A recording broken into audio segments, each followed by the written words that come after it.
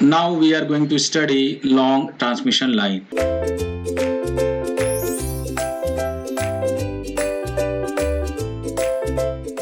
So if you are talking about the long transmission line, then long transmission line would be represented like this.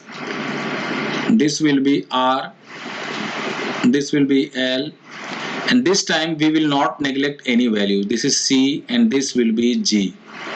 Same will be repeated like this: R, L, C and G. So what we need to basically find out is, this is, let us assume VR, and the load is connected like the RL load. This is the RL load, this is RL load, this is RL load, and this is R, L, C and G, and this is VSIS, this is VS and this is IS. So this is VSIS and this is VR into VR and IR basically.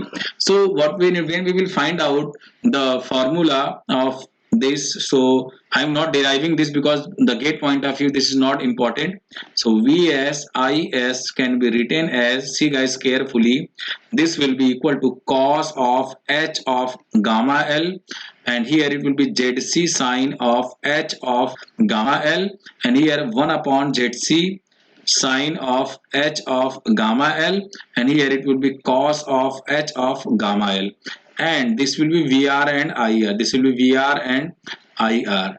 So now I am writing this gamma is propagation constant, I am dealing with right now. This gamma is propagation constant, and this gamma value is alpha plus j into beta, and this L is length of the transmission line. L is length of transmission line. Length of transmission line. So this is the ABCD parameter. If anybody is asking what is the ABCD parameter, this is A parameter, this is B parameter, this is C parameter, and this is D parameter. And now one thing I want to discuss with you, cos, the value of cos H gamma L will be equal to what? The value of cos H gamma L will be equal to, when gamma is equal to alpha plus j into beta, and alpha is 0 and alpha is equal to 0, so gamma we can be represented as j beta. So j beta means cos of H of j into beta. So when we will write the value of cos of H of j beta, this will be equal to cos of simply beta L, basically is cos of beta L,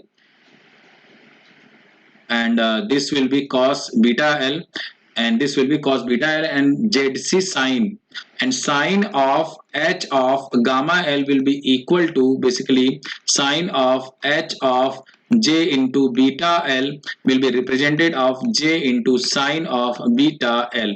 So this is very important, you should know this formula, sine of j into beta L. So this simply asked in the gate examination. So this formula need to be cos of H of j into beta L.